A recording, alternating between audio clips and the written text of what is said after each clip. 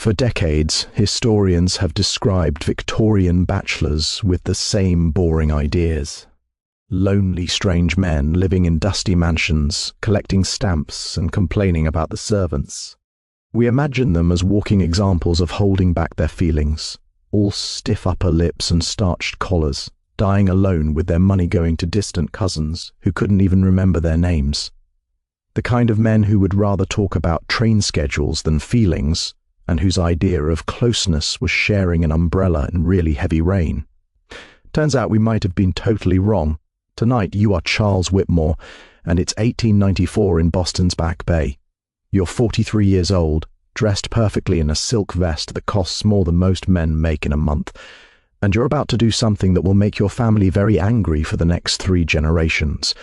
You're one of the city's most successful shipping business owners, invited to all the best parties, chased by countless mothers trying to marry off their daughters, and you've been living with your private secretary, James, for the past 18 years. The proof sits in your mahogany desk drawer right now, a will so carefully written, so legally strong that when archaeologists find it in 1973, along with the rest of your carefully hidden papers, they'll spend months just listing the sheer boldness of your paperwork. 2 matching gold rings carved with a quote from Plato, 1 soul in 2 bodies that you'll never wear in public. A decade of photographs showing you and James increasingly home-like poses, labelled in your careful handwriting as C and J at home. And most damning of all, the building plans showing how you had your townhouse secretly renovated to include a hidden door between your bedrooms, disguised as a bookshelf that still swings open on well-oiled hinges 70 years after your death. This discovery, made during the renovation of 3 Gilded Age mansions between 1973 and 1981, reveals something extraordinary about the hidden lives of Victorian America's confirmed bachelors. As we settle in tonight, we're going to uncover not just what archaeologists found, but what it tells us about the surprisingly relatable lives of people who lived in an era we thought we understood. But before we begin this journey together, write in the comments where you are listening from. It's fascinating to learn where in the world you are.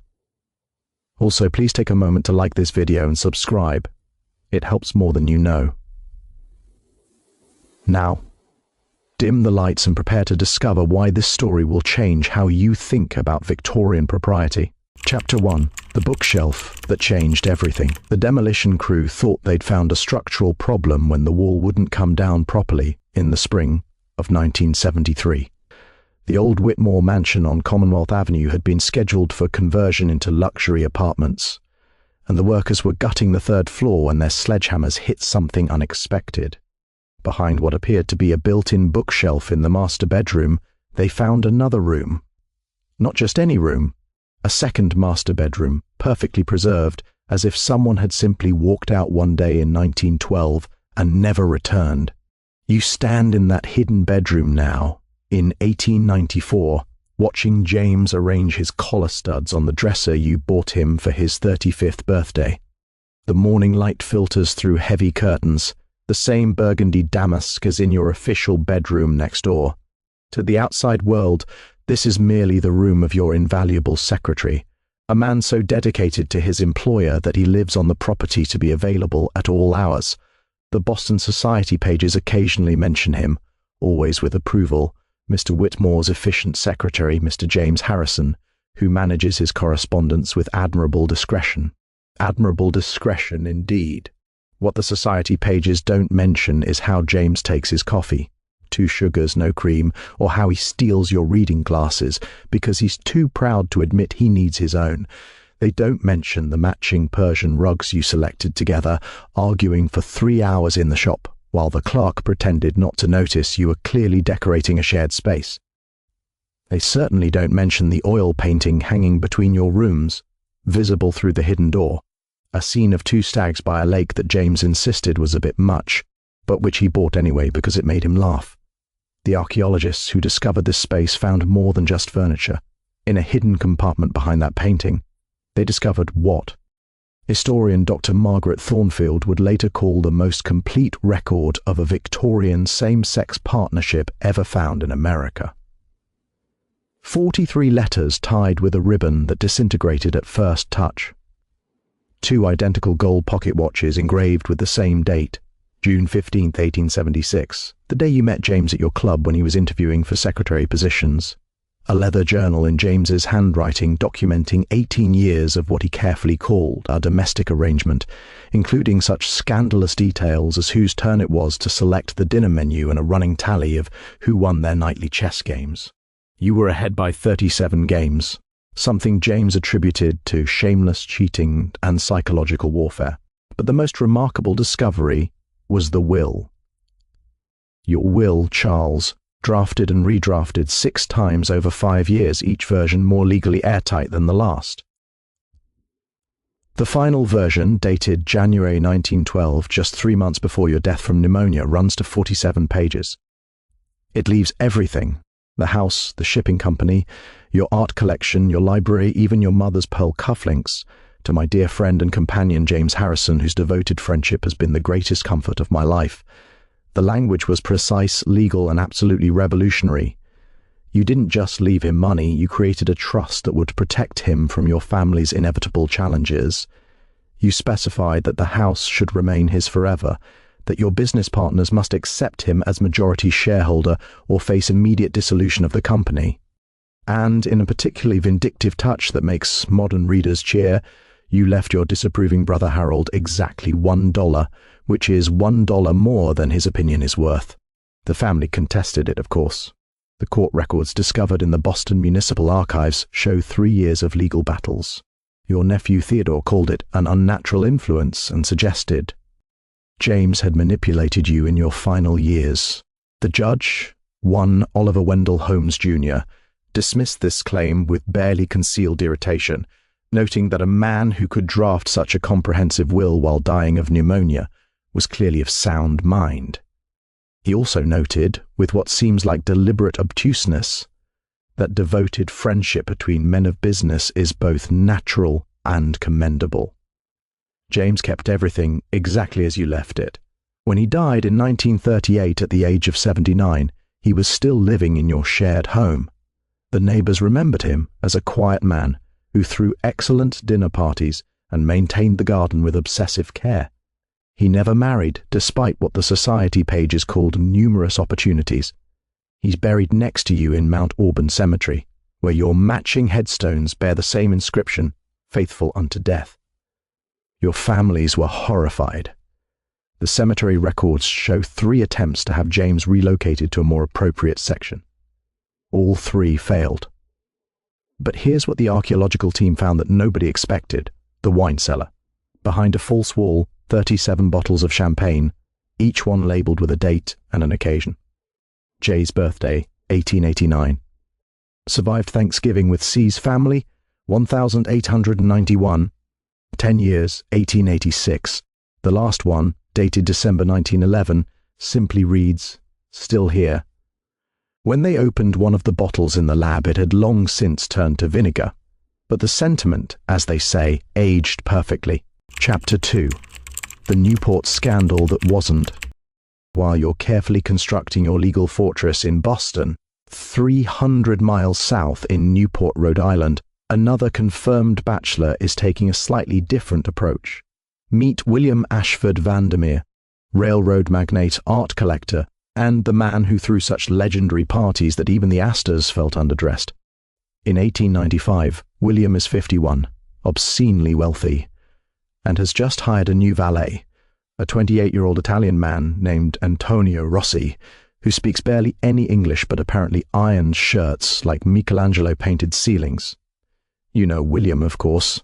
All the confirmed bachelors in high society know each other, bound together by an unspoken understanding, and an elaborate network of dinner parties where the guest lists are carefully curated.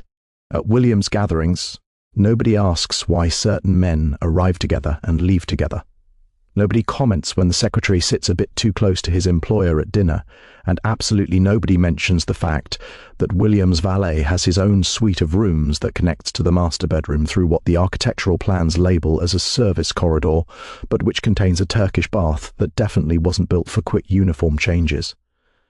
The Newport mansion survived intact until 1978, when it was being converted into a museum.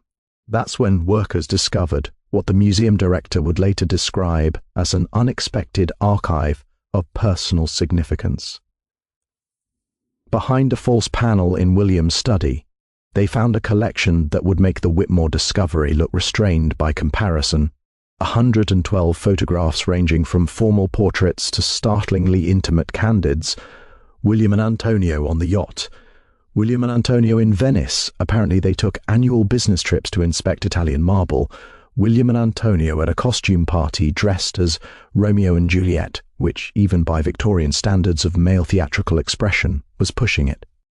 But the real treasure was William's correspondence with his lawyer, discovered in a separate hiding place in the library. 53 letters discussing how to ensure Antonio's future security. The legal gymnastics are breathtaking. William couldn't simply leave everything to his valet. That would cause talk.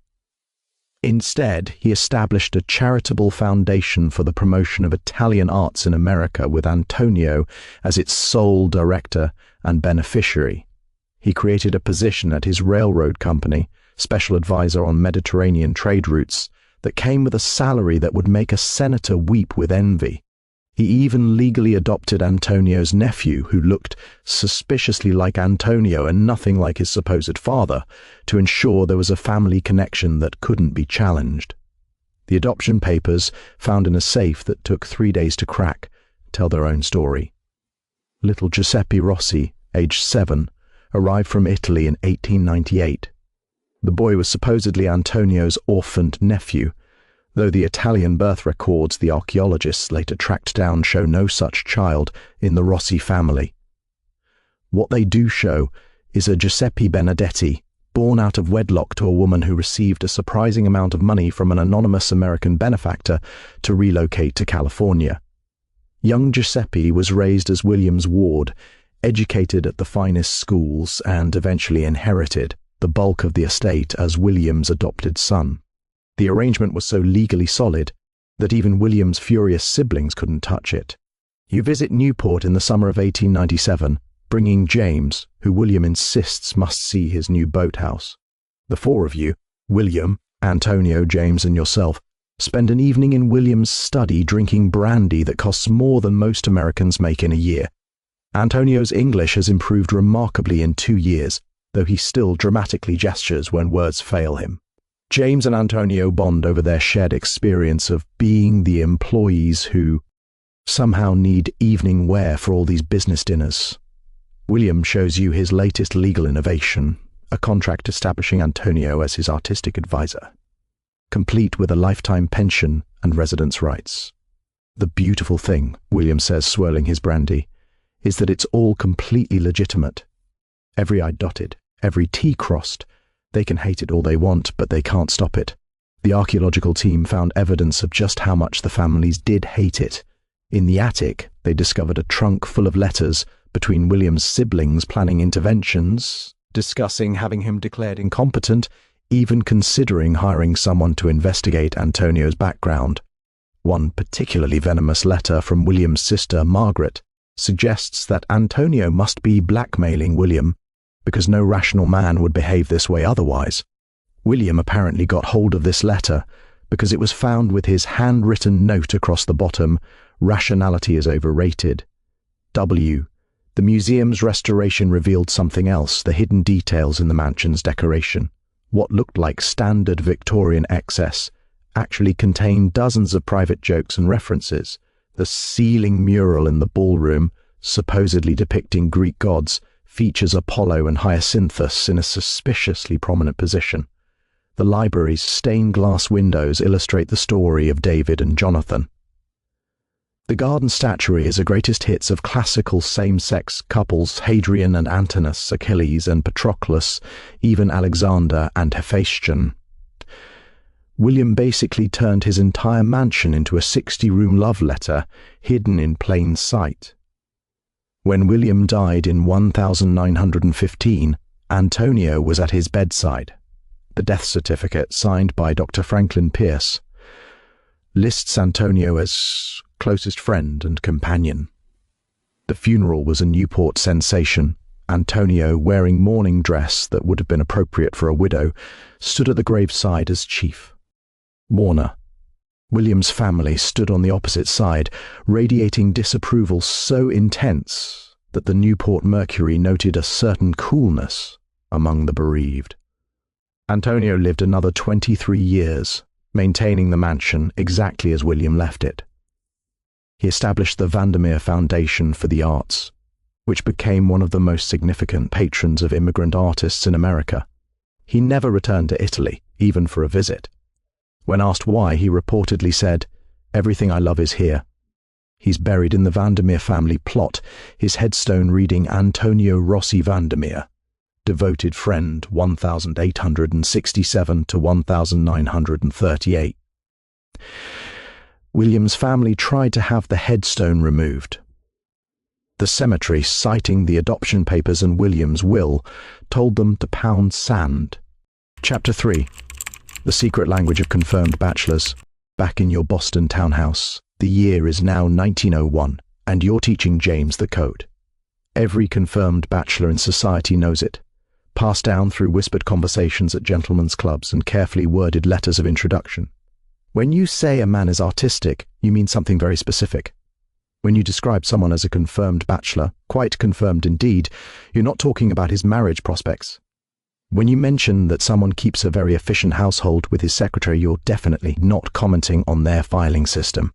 The archaeological discoveries of the 1970s and 80s revealed an entire hidden language preserved in letters, diaries, and even calling cards.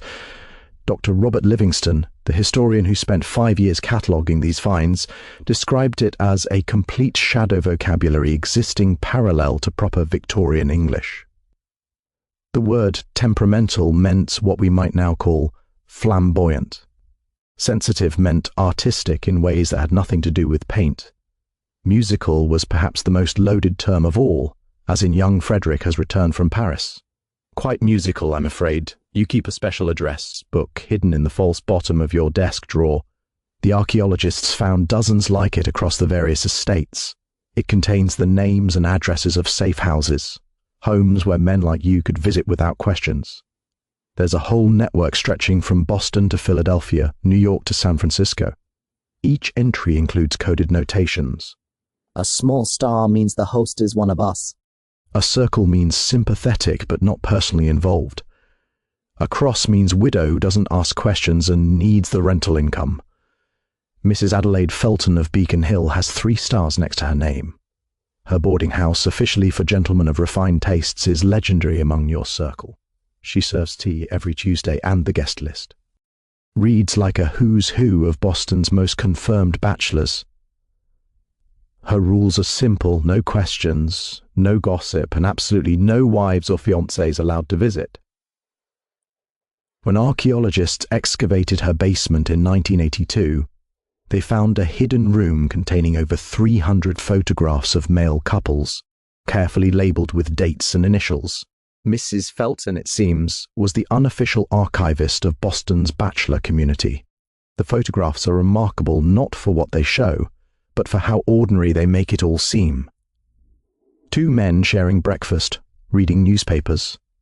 Another pair playing chess in a garden. A group photo from someone's birthday party. Everyone in evening wear raising champagne glasses. Without context, they could be any gathering of Victorian gentlemen.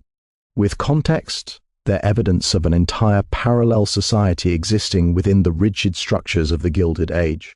James keeps his own journal, which you're definitely not supposed to know about. He hides it behind a loose brick in the basement wall, the same hiding spot the archaeologists would discover decades later. In it, he documents not just your life together, but the lives of your friends. There's the story of Theodore Blackwood and his travelling companion Marcus Webb, who've been travelling together for 15 years and somehow never reached their destination. There's Richard Ashton, who officially employs 7 male servants but only seems to need one particularly handsome footman to actually serve dinner. There's the elderly couple everyone calls the professors, Dr. Henry Cates and Dr. Francis Startling, who share a house near Harvard and have done so for 37 years. The professors are legends in your community. They've been together since the Civil War when they met as field surgeons. Their story, pieced together from various archaeological finds, is both heartbreaking and inspiring. They lost everything in 1869 when Henry's family discovered their relationship and had them both dismissed from Harvard Medical School. Instead of separating, they moved to a smaller house in Cambridge and set up a private practice. They became the unofficial doctors for Boston's bachelor community, treating everything from common colds to the specific ailments that men like you couldn't discuss with regular physicians. The house, excavated in 1979, contained the most extensive medical records of Victorian-era same-sex couples ever discovered. Careful notes written in medical Latin to further obscure their meaning document the health concerns of over 200 men. But more than that, they document lives. Henry's notes mention patient displays excellent spirits despite family estrangement. Francis records, couple recently celebrated 20th anniversary. Recommend champagne as treatment for melancholy. They created a complete medical practice centered on treating the whole person, not just the disease. Revolutionary for any era. You visit the professors in autumn of 1901, bringing James, who's been suffering from what he calls the melancholy, but what you recognize as the weight of a life lived in shadow. Dr. Henry, now 73, still has the bearing of a military surgeon. Dr. Francis, 69, offers James tea with enough brandy in it to float a small boat. The melancholy, Francis says, is endemic to our kind. The treatment is simple, good company, useful work, and the knowledge that you're not alone. The archaeological record shows they were right about not being alone. The network of confirmed bachelors extended far beyond what anyone imagined. Estate sales records show the same names appearing again and again as purchasers of personal effects. Wills reference dear friends with suspicious frequency. Hotel registries from vacation spots like Provincetown and Key West show pairs of men booking adjoining rooms year after year. The patterns are so consistent that Dr. Livingston created a database tracking over 800 probable couples between 1850 and 1920. But perhaps the most touching discovery was the commonplace books, Victorian scrapbooks where people collected quotes, poems, and meaningful passages. Nearly every confirmed bachelor's estate contained at least one, and they all featured the same themes. Plato's Symposium appears constantly. Shakespeare's sonnets to the fair youth are worn from reading. Walt Whitman's Leaves of Grass shows up so often might as well have been required reading. And everywhere, in margins and end papers, the same notations. Read to J. October 1899. M's favourite passage. Remember this always. Your own commonplace book contains a quote from Oscar Wilde's trial, carefully clipped from a newspaper and pasted next to a pressed flower from James's garden. The love that dare not speak its name is such a great affection of an elder for a younger, as there was between David and Jonathan. You've underlined great affection 3 times. In the margin, James has written in pencil, speak it or not, it remains. Chapter 4. The Revelation in the Attic. The most shocking discovery didn't come from your mansion, Charles, or even from William's Newport Palace. It came from a modest brown stone in Philadelphia, the home of one Jonathan Edwards. No relation to the theologian, as he constantly had to clarify. Jonathan was a middle manager at an insurance firm, comfortable but not wealthy, the kind of man who could afford good brandy but not great brandy.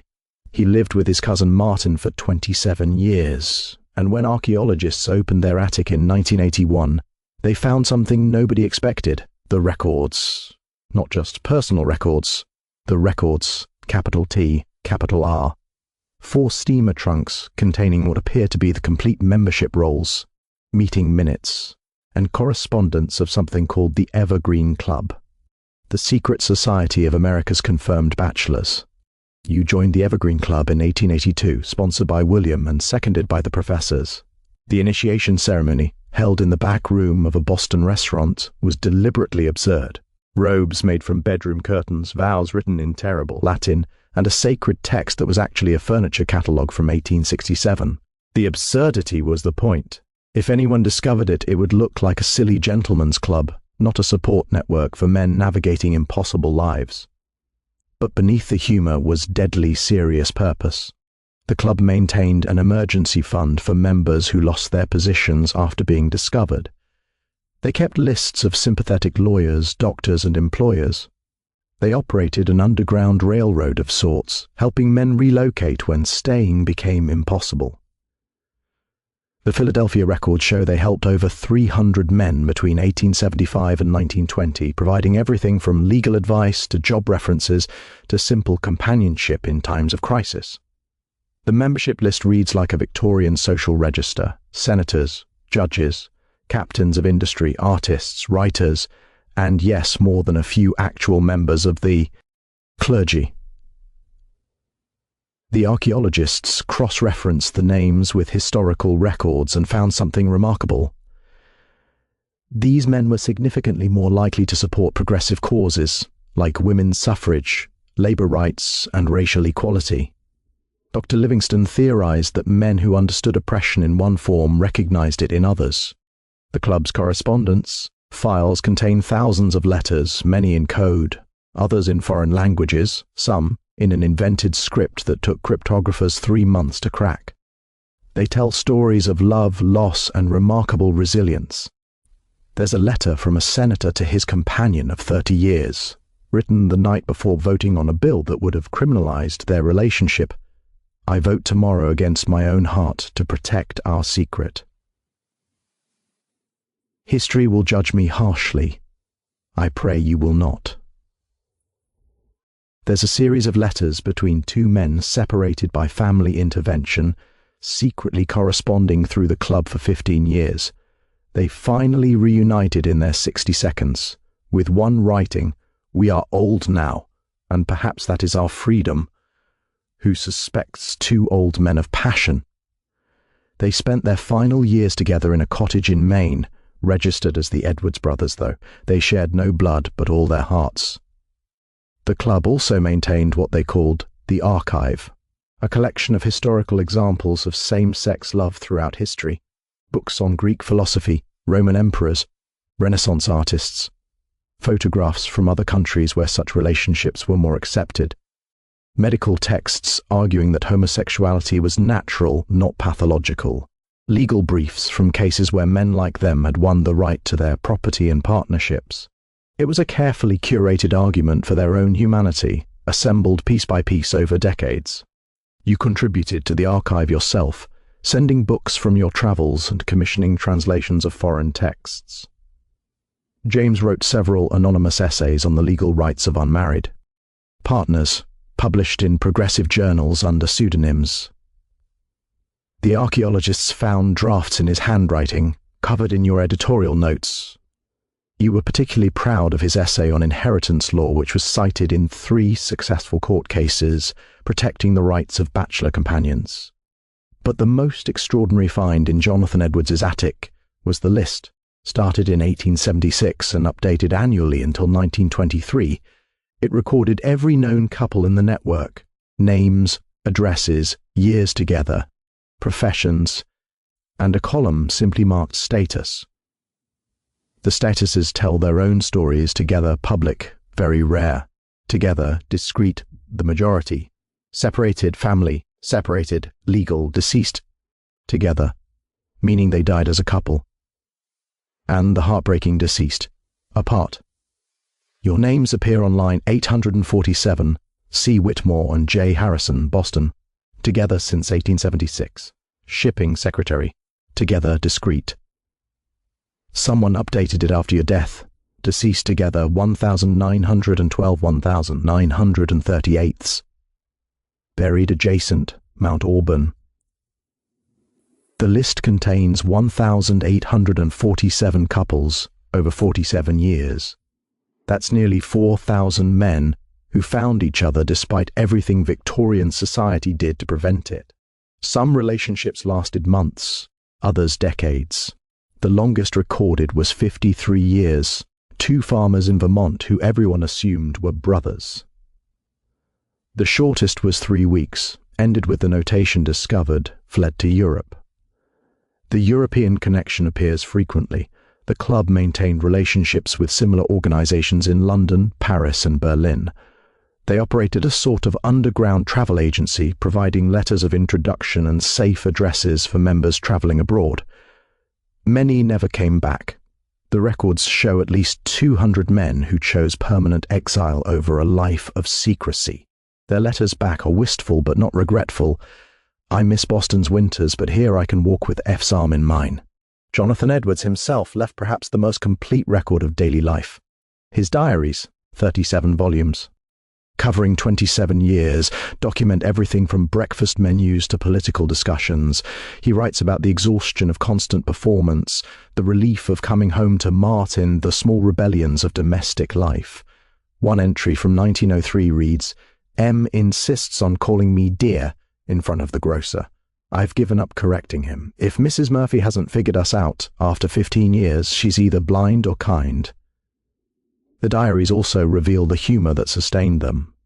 Jonathan documents their running jokes, their petty arguments, their elaborate pranks on oblivious relatives. There's a 3-page entry about the time Martin convinced Jonathan's visiting mother that their matching bedroom slippers were a new fashion trend among bachelors. She apparently bought her husband a pair, much to everyone's secret delight. Chapter 5. The Network, exposed by 1905. Your network has grown beyond anything the founders of the Evergreen Club could have imagined.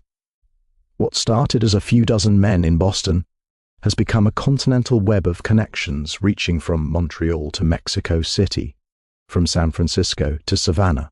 The archaeological evidence suggests that by the turn of the century, there were at least 50 similar organizations across North America, all loosely connected through correspondence and careful coordination. The excavation of a bank vault in Chicago in 1983 revealed the financial records of this network. The Evergreen Fund, disguised as an investment consortium, had assets of over $3 million by 1910, roughly $90 million in today's money. The fund operated like an insurance scheme. Members contributed according to their means, and the money was used to support those in crisis. The ledgers, kept in meticulous detail, record hundreds of disbursements. Emergency relocation assistance, $500. Legal defense fund, $2,000. Medical treatment, discreet, $350. Widow's pension, members' companion, $100 monthly. You're one of the fund's largest contributors, though your donations are hidden through a series of shell companies that would make a modern forensic accountant weep with admiration. James manages the books, and his financial creativity is breathtaking. On paper, you're investing in agricultural ventures in California, mining operations in Colorado, and import businesses in New Orleans. In reality, you're funding safe houses, legal defenses, and the quiet retirements of couples who can finally stop pretending. The network's reach becomes clear through the travel records. Members carried special calling cards identified only by a small evergreen tree embossed in the corner. Present this card at certain hotels, restaurants, or clubs and doors opened. The Willard Hotel in Washington had an entire floor unofficially reserved for evergreen guests. The Palmer House in Chicago trained its staff in deliberate discretion. A resort in the Berkshires became so popular among the community that locals called it Bachelor Mountain, though never to outsiders. But the network's most impressive achievement was its information system. Long before the internet, they created a communication web that would make intelligence agencies envious. News traveled through coded telegrams, encrypted letters, and trusted messengers. When Oscar Wilde was arrested in London in 1895, the American network knew within 3 days. When a member was blackmailed in San Francisco, lawyers in Boston were preparing defenses within a week. When new medical theories emerged supporting or condemning homosexuality, every major city's club had copies within a month. The archaeologists found evidence of this system in the strangest places, hidden in the spine of a Bible in a Texas estate, sewn into the lining of a coat in a Detroit museum, rolled inside a walking stick in a Seattle antique shop. Each discovery added pieces to the puzzle, revealing a communication network that operated in plain sight for 50 years without detection. The risks were enormous. The archaeological record includes dozens of cases where discovery meant ruin. Theodore Whitman, no relation to Walt, lost his judgeship when letters to his companion were discovered. Frederick Ashton shot himself rather than face trial after being arrested in a police raid. The Pelton twins fled to Argentina after their father hired detectives to investigate their unnatural attachment to a pair of Brazilian diplomats. Yet for every tragedy, there were quiet victories. The records show couple after couple who successfully navigated decades together. Men who built businesses, raised adopted children, contributed to their communities, and died in their own beds with their partners beside them. The network protected them, advised them, and when necessary, rescued them. Your own close call comes in 1907. A disgruntled former employee attempts to blackmail you, claiming to have evidence of unnatural conduct between you and James. The letter found in your papers is almost comically vague. He clearly suspects something but has no actual proof. Your response, drafted by the network's best lawyers, is a masterpiece of legal intimidation. You threaten to sue for defamation, produce affidavits from prominent citizens attesting to your moral character, and mention casually that you've recently been discussing maritime contracts with his current employer. The blackmailer disappears from Boston within a week. The network's legal strategies evolved constantly. By 1910, they had developed standard contracts for everything, business partnerships that were actually romantic relationships, power of attorney documents that mimicked spousal rights, adoption papers for adult men who needed legal family connections. The Chicago lawyers created a template so comprehensive that it's still studied in law schools today as an example of bulletproof estate planning. But perhaps the most remarkable discovery was the network's cultural influence. These men, forced to live double lives, became some of America's greatest patrons of the arts. They funded theaters, museums, libraries, and universities. They supported young artists, particularly those who seemed temperamental or sensitive. The Metropolitan Museum of Art, the Boston Symphony Orchestra, the Chicago Art Institute, all received major donations from confirmed bachelors who left no direct heirs. James calculates one evening that your circle of friends has collectively donated more to cultural institutions than Andrew Carnegie. We're building our own monuments, he says, just not with our names on them. You point out that your name is actually on several buildings. Yes, he replies, but they'll never know why. The archaeological evidence supports this. Donation records show patterns of giving that prioritize institutions promoting classical education, code for Greek and Roman acceptance of same-sex relationships, artistic expressions supporting gay artists, and historical preservation, ensuring their own stories might survive. They were literally funding the future's ability to discover them. Chapter 6. The Papers That Survived the Fire. In January 1912, you're dying. Pneumonia has settled in your lungs like wet cement, and even the professors can't help you now. James hasn't left your bedside in 3 days, and William has travelled from Newport, despite his own failing health. The room smells of medicine and camphor, but also of the evergreen branches James insisted on bringing in, because you always loved the scent of pine. You're using your last weeks to destroy some documents and preserve others. The archaeological record shows this pattern across dozens of estates, careful curation of what would survive, love letters burned but legal documents preserved, photographs hidden but not destroyed, diaries edited with razors and ink, removing names but keeping stories. You were all preparing for history to find you, but on your own terms.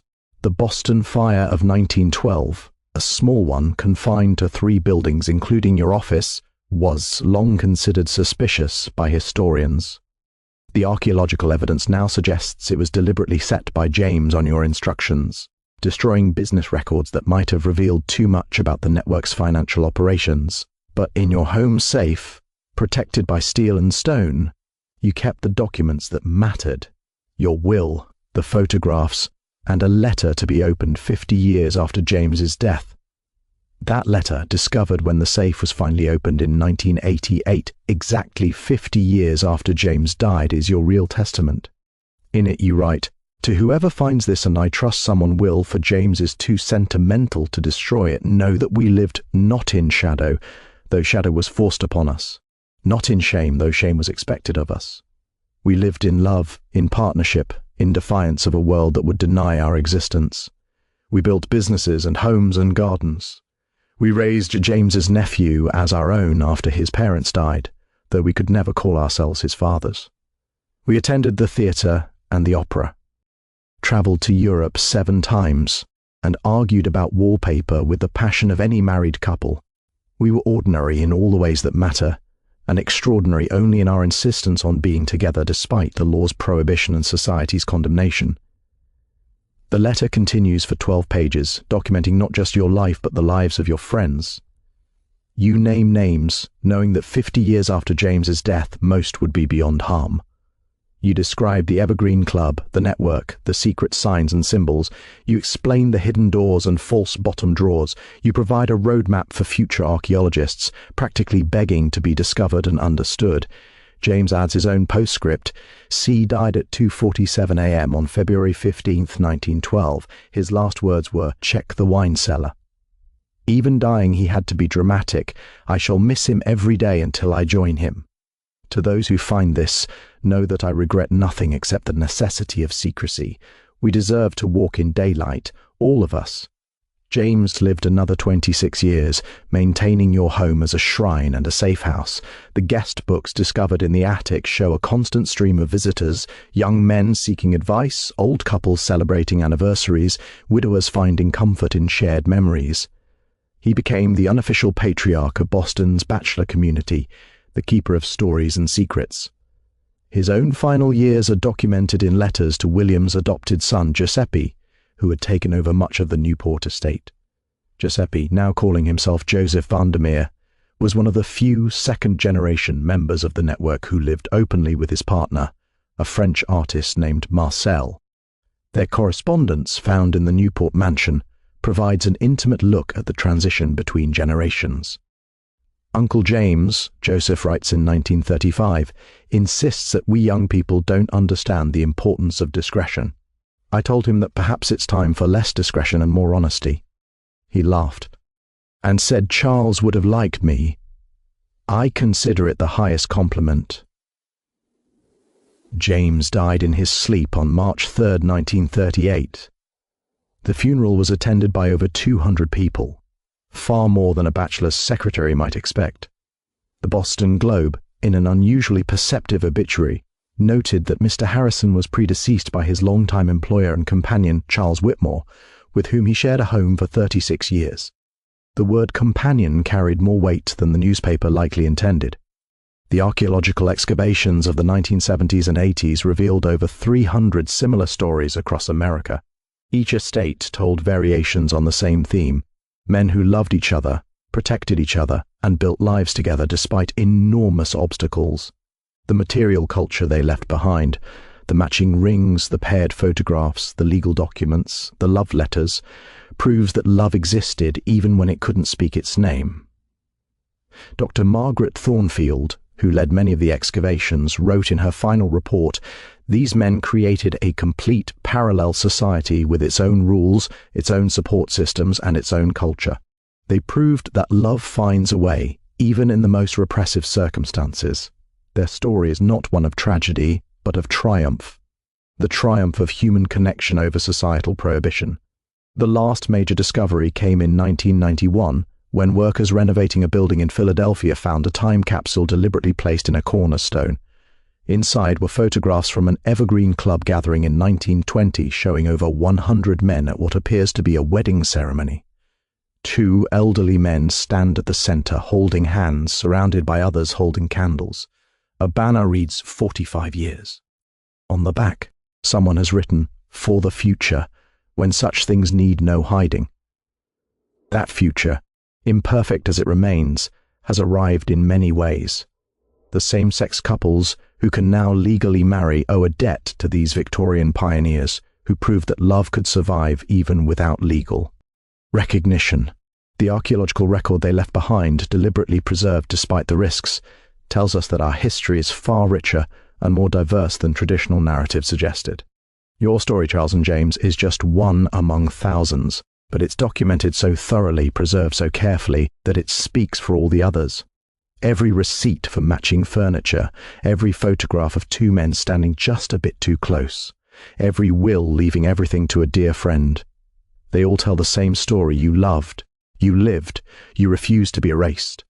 The wine cellar you mentioned with your dying breath, when they finally found the hidden compartment in 1973, it contained one last bottle of champagne and a note for whoever finds this: drink to love that lasts beyond death, beyond discovery, beyond judgment. C and J, together always. The museum that now occupies your townhouse keeps that bottle on display, unopened, a testament to love that waited decades to be acknowledged. Visitors often ask if they'll ever open it. The curator always gives the same answer. When the last couple no longer has to hide, when the last love is finally free to speak its name, then we'll open it. Charles and James waited long enough. They can wait a bit longer for that perfect moment.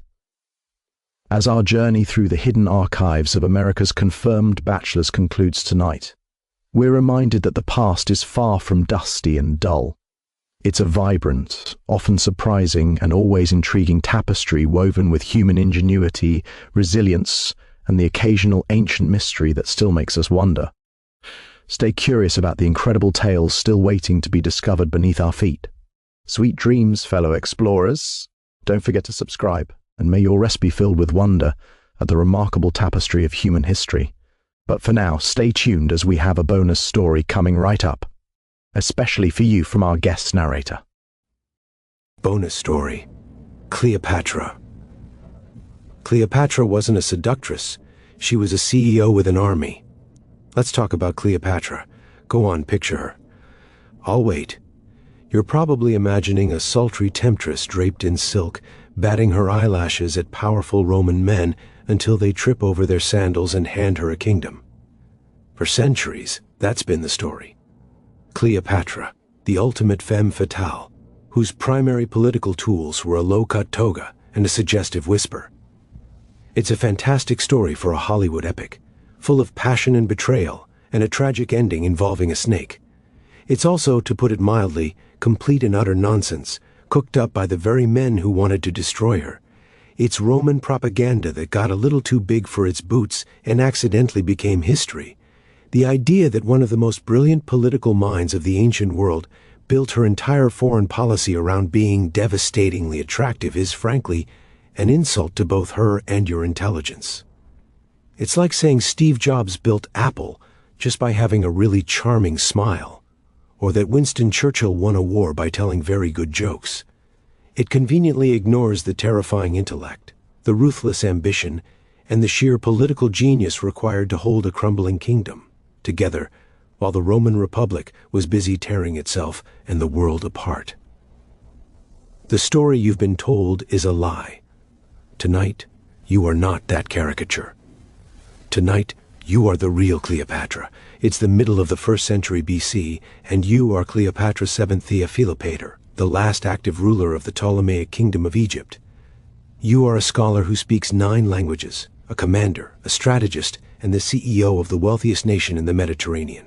And your primary job, the one that keeps you up at night, is to keep the Roman wolves from the door of your golden, magnificent, and very vulnerable kingdom. You are not a seductress. You are a survivor. And how do we know this? Because you left receipts, not on papyrus, which burns, but struck in silver and bronze, which last. Archaeologists and numismatists, that's a fancy word for coin experts, have studied the currency you minted. And on these coins, you aren't the Elizabeth Taylor beauty of legend. Your portrait shows a woman with a strong jaw, a prominent hooked nose, and features that scream dynastic power, not come hither. You deliberately modeled your image after your male Ptolemaic ancestors, projecting strength, legitimacy, and intellectual authority. These coins were your LinkedIn profile, your campaign poster, and your business card all in one. And they told the world exactly who you were, a ruler, first and always. The Romans could write their stories, but you printed the money. This discovery, made through the careful study of your surviving coinage and a critical rereading of biased Roman histories, reveals something extraordinary about the nature of power, propaganda, and survival. As we settle in tonight, we're going to uncover not just what archaeologists found, but what it tells us about the surprisingly relatable lives of people who lived in a world teetering on the brink of empire. Now dim the lights and prepare to discover why this story will change how you think about the last queen of Egypt. You were born into a gilded cage, but the bars are made of knives. Your family, the Ptolemies, are not originally Egyptian. You're Greek, descended from one of Alexander the Great's generals who snatched up Egypt like a prize piece of real estate after Alexander's empire shattered. For nearly 300 years, your family has ruled from the glittering multicultural metropolis of Alexandria. You speak Greek, you worship Greek gods, but you also understand something your predecessors often forgot. To rule Egypt, you must be Egyptian. You are one of the first in your dynasty to bother learning the native Egyptian language, a fact that endears you to the millions of people who live outside the marble confines of the capital. You understand that power isn't just held, it's performed. Your childhood is less a fairy tale and more a political thriller written by a particularly bloodthirsty author. The Ptolemaic court is a snake pit of intrigue. Your father, Ptolemy XII, is known as Olitz, the flute player, which is not a compliment. It's a sneering nickname given to him because he was perceived as weak, more interested in festivals than statecraft. He spent most of his reign trying to bribe Roman senators just to keep his throne, bleeding the treasury dry to buy legitimacy from a foreign power. You watch this. You learn from his mistakes. You see that Roman friendship is a very expensive and very temporary commodity. Your siblings are not your playmates. They are your rivals. In your world, the person most likely to murder you is the one who shares your bloodline. Your older sister, Berenice IV, actually boots your father off the throne for a while, until he comes back with a Roman army and has her executed. This is your family dynamic. It's less a warm holiday gathering and more the final bloody scene of a gangster movie. You learn from a young age that trust is a luxury you cannot afford, and that survival depends on being smarter, faster, and more ruthless than everyone else in the room, especially your own relatives. When your father dies, his will dictates that you will rule jointly with your younger brother, Ptolemy XIII. He is 10 years old. You are 18.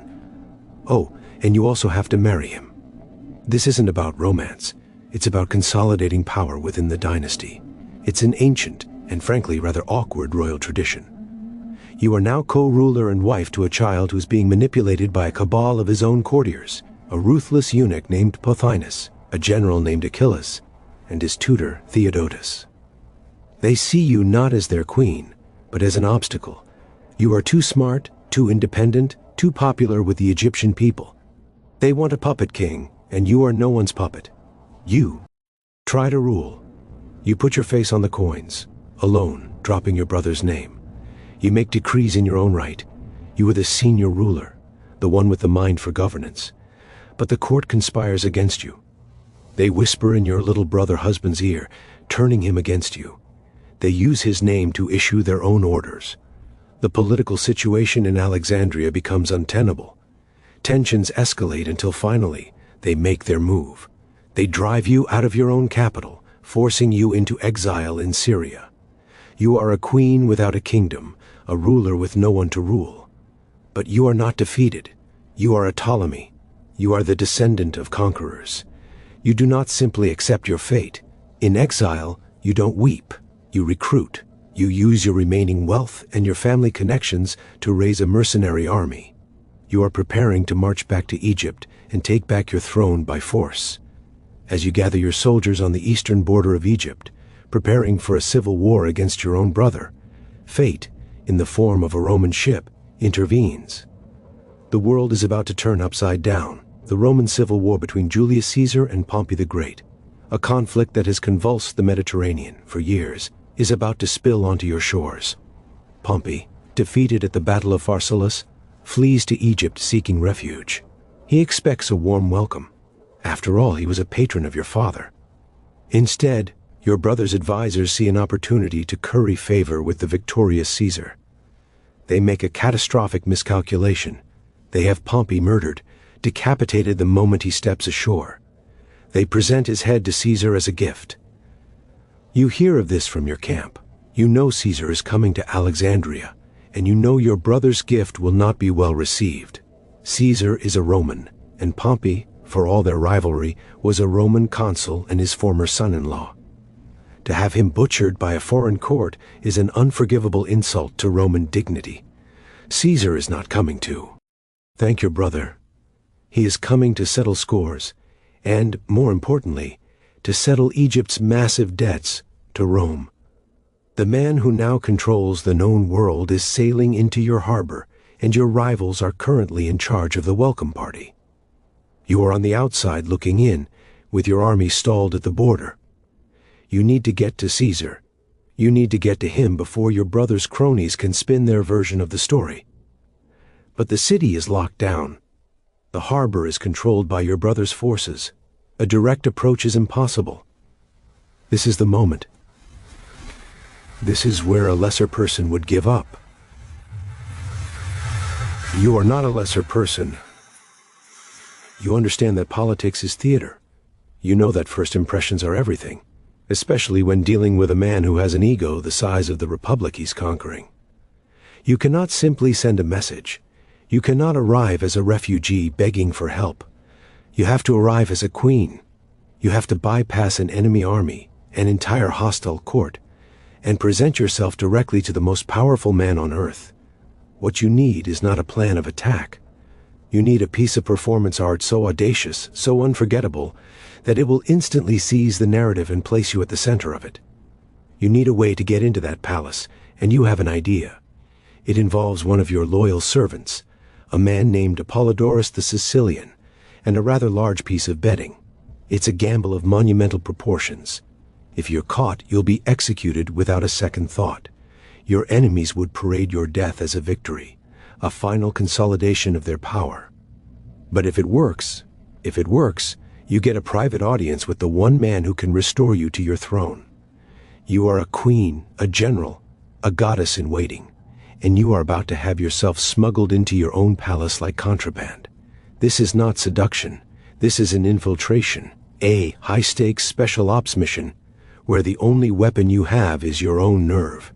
And so, you give the order.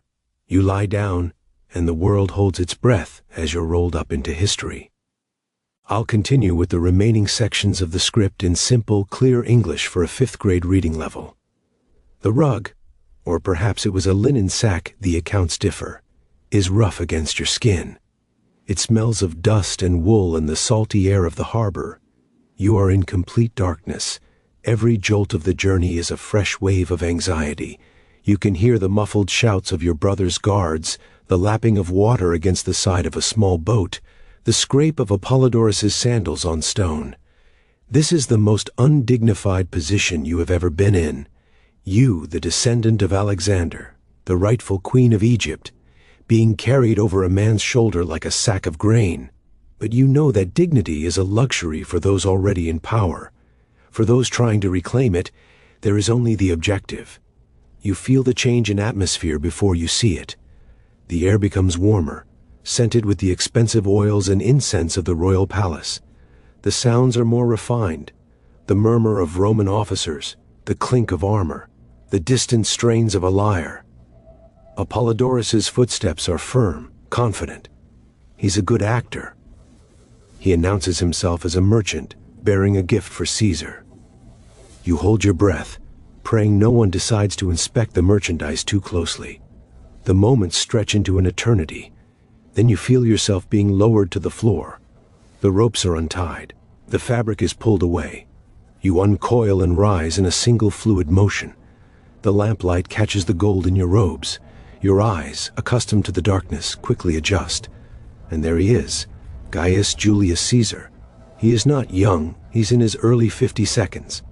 His face is lined from decades of campaigning. His hair is famously thinning. He is not the chiseled god of his statues, but the sheer force of his presence. The palpable intelligence in his eyes is overwhelming. He is utterly surprised, which was precisely the point. The Roman guards are stunned into silence. Your brother's courtiers, had they been present, would have been apoplectic. You have done the impossible. You have bypassed their armies, their blockades, and their political machinations. You have appeared as if by magic in the very heart of their power.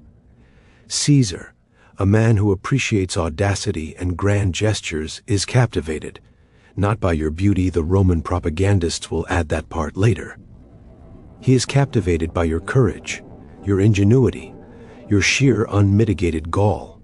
In that moment you are not a supplicant, you are his equal. You speak to him not in halting Latin, but in his own language's intellectual cousin, fluent Greek, the lingua franca of the educated elite. You do not beg, you reason. You lay out your case with the precision of a lawyer and the authority of a queen. You explain the terms of your father's will. You expose the treachery of Pothinus and Achilles. You present yourself as the stable, legitimate, and most importantly, pro-Roman ruler that he needs. You are not offering him a night of passion, you are offering him a political solution. Egypt is the breadbasket of the Mediterranean. Its grain supplies are vital. A chaotic, anti-Roman Egypt is a strategic nightmare for him. A stable, friendly Egypt led by a reliable ally, you, is an enormous asset. You are making him a business proposition, wrapped in the thrilling theater of your arrival. Caesar listens. He is a master strategist, and he recognizes another one. He sees that your brother is a pawn controlled by men who are fundamentally hostile to Roman interests. He sees in you a mind that mirrors his own, pragmatic, ambitious, and utterly ruthless when necessary. The seduction that night, if there is one of intellects. It's a negotiation, a meeting of two of the most powerful personalities of the age. The romance, if there was any, was a byproduct of a much more profound connection, mutual respect and shared strategic interests. He agrees to enforce your father's will. He agrees to restore you to your throne. You have won. But your victory has just started a war. The city of Alexandria erupts. When Pothinus and Achilles realize what has happened, that you have outmaneuvered them completely, they panic. They whip the city into a frenzy, portraying Caesar as a Roman conqueror and you as his puppet. Achilles marches the royal army, some 20,000 strong, on the palace. Caesar, with only a small fraction of that number, is trapped with you inside the royal quarter. The Alexandrian War begins. For months you are under siege in your own palace. The fighting is brutal and claustrophobic, waged in the streets and alleys of your beautiful city. You are not a passive observer hiding in your chambers. You are in the thick of it, advising Caesar, providing local intelligence, rallying your loyalists. You watch as parts of the great library burn, a tragedy that will echo through the ages. You see the famous lighthouse of Alexandria used as a fortress. This is the price of your throne. You knew there would be a cost, and you are willing to pay it. You are fighting for your life and the future of your kingdom, side by side with the most powerful man in the world. During the siege, your little brother husband, Ptolemy XIII, is at first held by Caesar, then released in a misguided attempt to quell the riots. He promptly joins the forces fighting against you. In a naval battle in the harbor, Caesar himself is forced to swim for his life, holding his famous commentaries above the water with one hand. The situation is desperate. But Roman reinforcements eventually arrive, and the tide turns. In the final battle, your brother's army is crushed. He tries to flee across the Nile, but his boat is overloaded and capsizes. He drowns, weighed down by his golden armor. He was 15 years old. You are now the sole ruler of Egypt. Caesar, ever the pragmatist, insists you take another co-ruler to maintain tradition. So you marry your youngest brother, Ptolemy XIV. He is about 12. He will be your co-ruler in name only. The real power is yours. secured by Roman swords and your own unbending will. Your relationship with Caesar deepens. It is an alliance, a partnership, but it is also undeniably personal. He is old enough to be your father, but you connect on a level that transcends age. You're both outsiders in your own way, brilliant minds who see the world not as it is, but as it could be. You take him on a legendary cruise down the Nile on your magnificent royal barge, the Thalamagos. It is a display of breathtaking wealth and power, a victory tour designed to showcase the splendors of your kingdom and solidify your rule in the eyes of your people. You show him the ancient temples, the colossal statues, the timeless rhythm of Egyptian life. You are reintroducing yourself not as a Greek queen, but as a pharaoh. You begin to publicly identify yourself with the goddess Isis, the divine mother, a powerful symbol of queenship and authority. This isn't just vanity, it's brilliant branding. And then you become pregnant. You give birth to a son, Ptolemy Caesar, whom you affectionately call Caesarion, Little Caesar. His existence is a political earthquake. He is Caesar's only known son. To you, he is the ultimate security. He's the living link between Rome and Egypt, the potential heir to two great traditions. You have not just secured your own throne, you have created a dynasty that could one day rule the entire known world.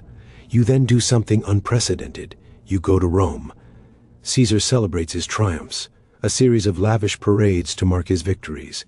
He has a golden statue of you, depicted as Isis, installed in the temple of Venus Genetrix, the mythical ancestor of his own family. This is an incredible public honor, a declaration of your importance. You live in one of his villas across the Tiber, a queen in the heart of the Republic. But the Romans are not charmed. They are horrified. To the conservative Roman elite, you are everything they fear. You are a monarch, an absolute ruler from a decadent Eastern kingdom. They see your influence on Caesar, who is already acting more like a king than a consul, and they are terrified. They call you the Serpent of the Nile. They whisper that Caesar plans to marry you, move the capital of the Republic to Alexandria, and create a new Hellenistic-style monarchy with you as his queen and Caesarion as his heir. Whether this was his actual plan or just their paranoid fantasy, we'll never know. But your presence in Rome crystallizes their opposition to him. You are the foreign queen, the symbol of the tyranny they believe he wants to impose. Your time in Rome is a delicate balancing act. You are a guest, a curiosity, a threat. You host senators and scholars, dazzling them with your intellect and the sophistication of your Alexandrian court. You are a walking, talking advertisement for a different way of life, one that is both alluring and deeply unsettling to the rigid, patriarchal Roman society. They see your power, your independence, and your open relationship with their leader, and it offends their sense of order. You are a queen, and they are a people who famously threw out their last king 500 years ago and swore they would never have another. And then comes the Ides of March, 44 BC. The news reaches you like a physical blow. Caesar has been assassinated, stabbed to death on the floor of the Senate by a conspiracy of men who called themselves liberators, men who saw themselves as saving the Republic from his tyranny. In an instant, your world is shattered. Your protector, your partner, your son's father is gone. The foundation of your power has been ripped out from under you. Rome is thrown into chaos. A new round of civil wars is inevitable. And you are in the enemy's capital, a foreign queen with a son who has Caesar's name and Caesar's face. You are in mortal danger. Your position is more precarious than it has ever been. You must get out. You pack your household, gather your son, and flee Rome. You sail back to Alexandria, back to the relative safety of your own kingdom. The journey home is one of grim reflection. Your great gamble on Caesar has ended in disaster. The future you had envisioned, a world ruled by your son, is now just a dream turning to dust. You arrive back in Egypt, a queen, but a queen who is now utterly alone on the world stage. The power vacuum in Rome is a vortex, and you know it will not be long before it tries to suck you in. Back in Alexandria, you consolidate your power. Your young brother-husband, Ptolemy XIV, dies conveniently. Poison is suspected. No one investigates too closely. You are a single mother in a world of wolves, and you will not tolerate any potential rival, no matter how young or related to you. You declare your 3-year-old son, Caesarion, your co-ruler as Ptolemy XIII. You are now ruling on behalf of the son of the god Julius Caesar, a powerful claim that resonates with both your Egyptian subjects and Caesar's former soldiers.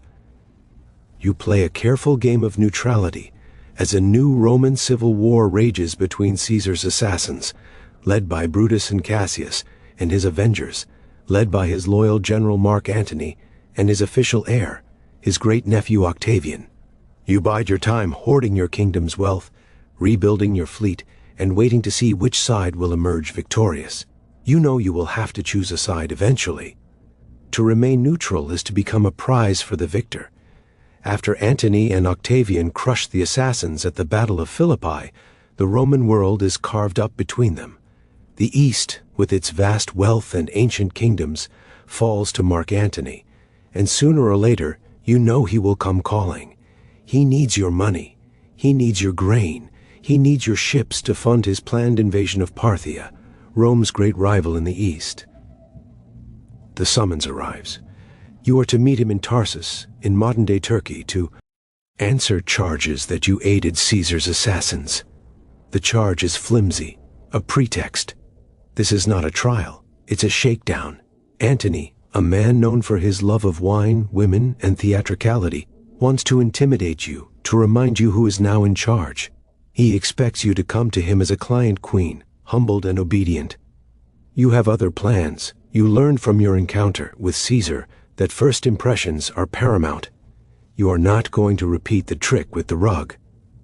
Antony is a different man, and this is a different situation. Caesar was a man of refined intellect who appreciated cleverness. Antony is a man of appetites, a soldier's soldier who appreciates spectacle. So you will give him a spectacle he will never forget. You're not just going to meet Mark Antony.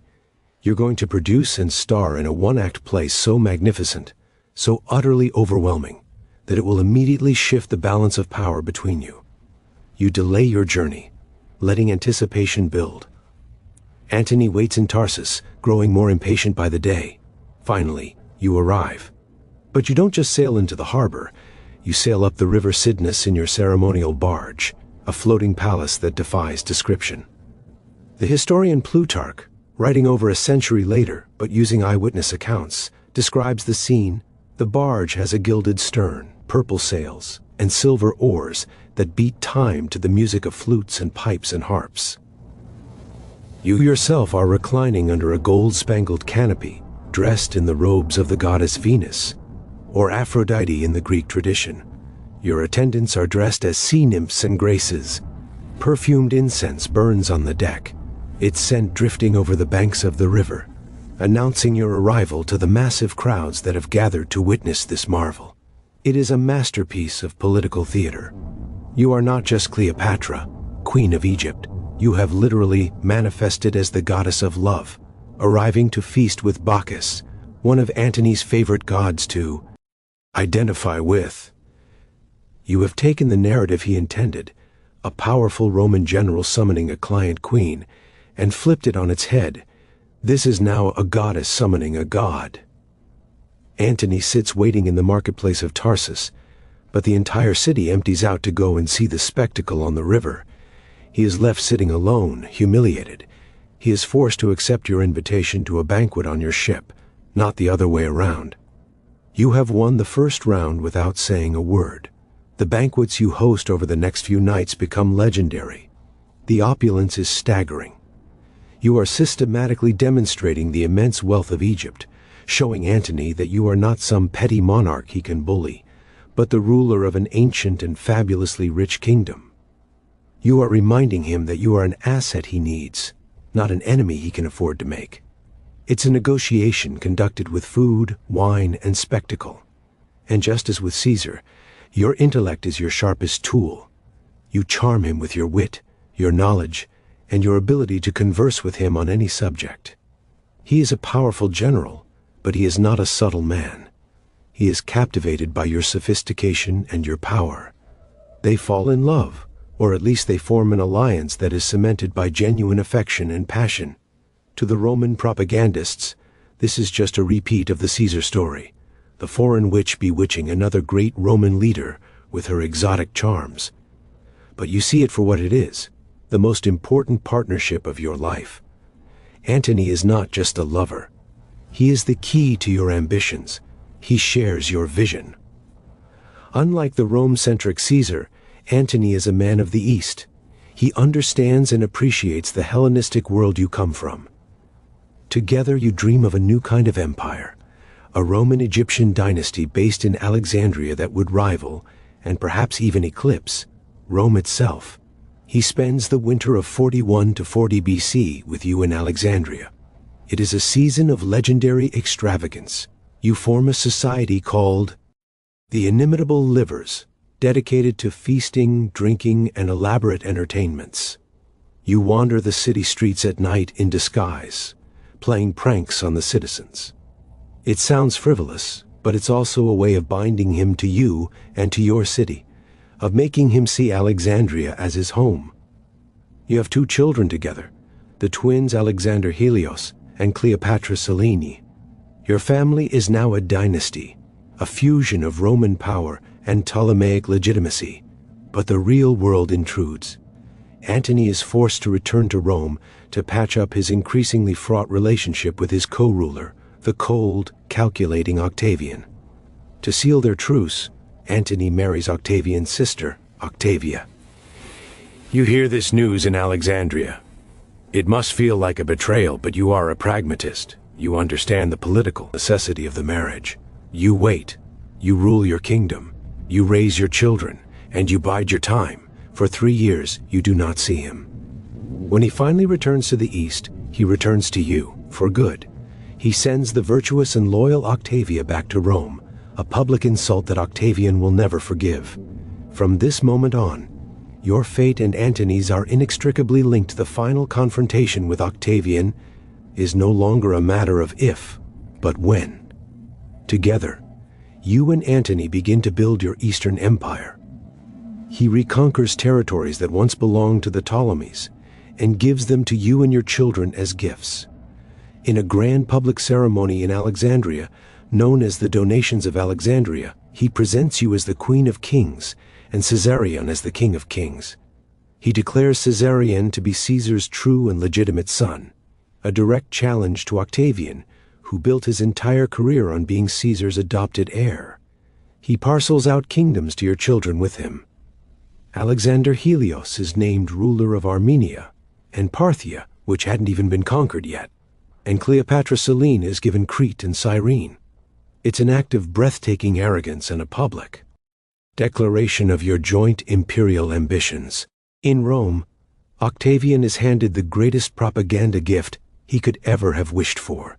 He uses the donations to paint Antony as a decadent, un-Roman traitor who has been enslaved by a foreign sorceress. He portrays Antony as a man who wants to abandon Rome, move the capital to Alexandria, and subject the proud republic to the rule of an Egyptian queen. He reads Antony's will aloud in the Senate, a sacrilegious act, revealing Antony's wish to be buried beside you in Alexandria. For the Roman people, this is the final proof. Antony has gone native. He has forsaken his Roman identity. Octavian declares war, but he is clever. He doesn't declare war on Antony, which might have been seen as another Roman civil war. He declares war on you. You are the official enemy. This brilliant move transforms a political power struggle into a patriotic war of defense against a dangerous foreign queen. You are now the target of a relentless, vicious smear campaign. The poet Horace calls you a fatal monster. Propertius describes you as a harlot queen. You are accused of witchcraft, drunkenness, and every imaginable debauchery. The image of you as a depraved seductress is not an observation. It is a weapon of war, carefully crafted to delegitimize you and galvanize Roman public opinion. You know that this is the final roll of the dice. Everything you have worked for, Everything you have built comes down to this one conflict. You are not a passive bystander. You are a key partner in the war effort. You finance Antony's massive fleet and his legions with your Egyptian treasury.